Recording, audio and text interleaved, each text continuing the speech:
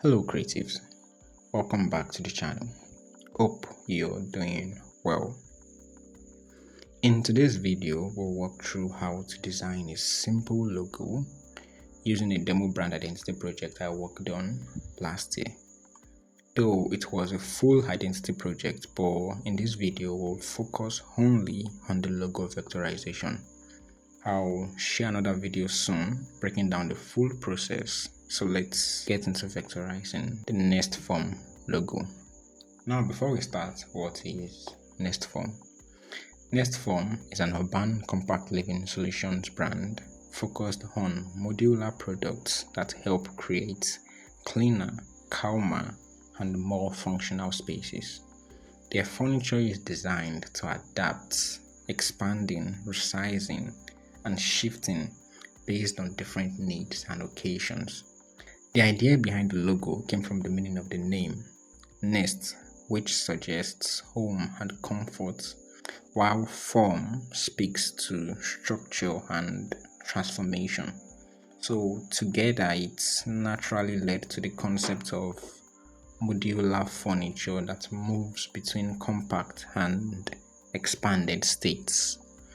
I explored grids, unit blocks, and scalable shapes, and the final logo uses small squares to form an abstract hen, as you can see, with each square representing a piece in motion.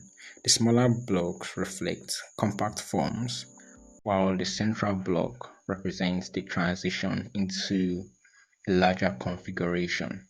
So let's dive into how the logo came together.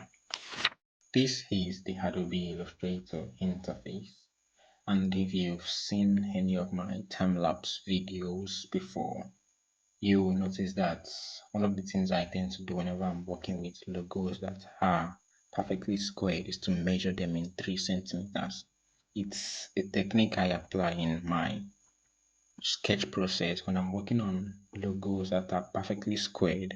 I measure them in 3 centimeters, both the length and the breadth, which is the same thing I do because it makes it easier for the vectorization process. I just need to divide into 3 squares to represent each centimeter, and that is what we're going to do right now. So let's get into it. So first you start with a perfect square. Hold on Shift and draw.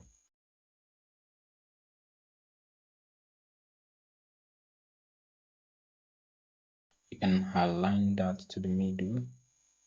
So we are making use of the strokes. And we hold on Shift to draw perfect lines. So you duplicate the lines in 3, hold Alt and drag. And we need to make sure they are evenly spaced so that the space in between each 3 would be equal, so as to represent the idea of the centimeter measurement. So just create a duplicate and rotate to 90 degrees and position right here. So you can get rid of the square because we are going to be working with the lines itself. So just enlarge this one.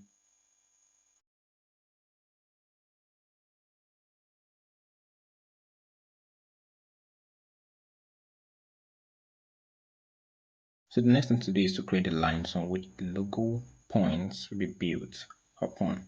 Now from the previous slides I showed at the beginning of the video, you can see that the outer boxes, I'm talking of these and these, are smaller than the inner shape where the transformation occurred. So we need to build the lines in which the curves are going to stand on. So it follows the same technique. We will divide the middle boxes both horizontally and vertically into 3 to be able to create the curve lines. So just duplicate and make sure they are evenly spaced. Same for these.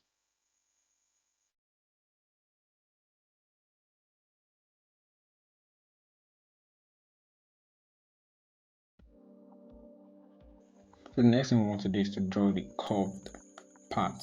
We'll be making use of a perfect circle to ensure accuracy. Now, like I said, the points where the transformation occurs will be much more thicker and bigger than the outer shapes. So we want the circle to draw to span from this point to this point. Same for this, to span from this point to this point. So while the outer shapes are taking up spaces that represent 1 centimeter, the inner transformation point is taking up a little more than that. So let's head over to our circles panel. Hold on shift, halt and drag to create a perfect circle. Now what you want to do is to make sure the circle is aligned to the center, so it intersects at that point. You can see the intersect right there. You can see the intersect, but at the same time we need it to intersect with this one. So if you hold shift and drag, you keep going back and forth because it will not be equal.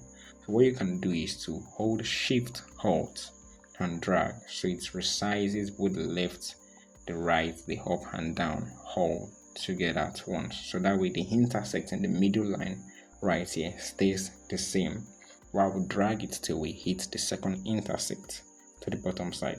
So let's do just that. So shift, halt and drag till we hit the second intersect, and you can see that the first intersect stays intact. So we'll drag it down till we have the points in the middle right here. So you can see that the middle part to the left is right there, and the upper part to the right is right there. So the simple thing to do is to create a duplicate and make sure we have the same intersect. And subtly you can see the logo forming already. So the next thing to do is to select everything and build our logo mark. Let's head over to the shape builder tool. So we'll be switching to the fill and let's build.